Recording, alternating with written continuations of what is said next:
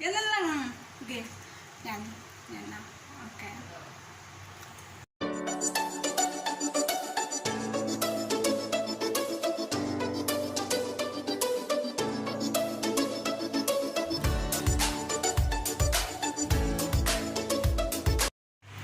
Hello guys! Hello, good morning! Yes, andito na naman tayo. Gusto kong i-share sa inyo ang recipe ko for salad for today.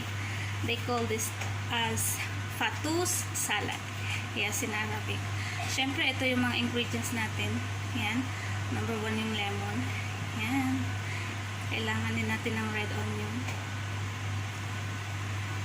Siyempre, ang red radish hindi pwedeng mawala. Yellow bell pepper. Yan. At saka yung red. Kailangan din natin yan, guys. And of course, cucumber. Yan. And then, syempre, ang good for the heart natin. Parsley, of course. And then, this one, lettuce. Kailangan natin yan, guys. So, this one is the main, natin. Yan yung main natin na pampasarap. Yan. They call it Arabic bread, guys. Ang laki. Yan. Yan, guys. So, let's start.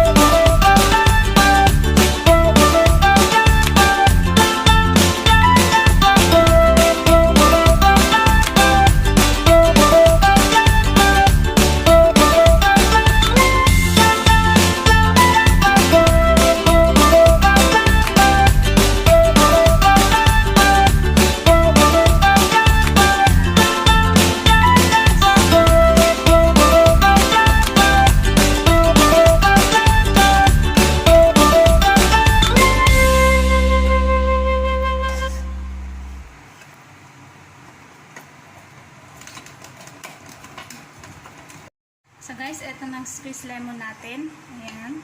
So first thing na ilalagay natin is syempre ang salt. Konti lang na amount ng salt. Ayan. And then, and of course, we have the black pepper. Ayan. Konti lang din siya guys. Tansyahin nyo. And then, of course, di pwedeng mawala ang ating garlic powder. Ayan. Ayan na guys. Kailangan mo siyang i-mix. Ayan. I-mix mo siya parang pag-ibig. Kailangan mo i-mix yung yung emotion mo. Ayan. Tansyahin mo. Kailangan pantay, hindi sobra, hindi kulang. Ayan. And of course, the last one we will put is yung olive oil natin. Ayan, olive. Ayan, lagyan natin ng 2 tablespoon. Ayan. So, ayan na.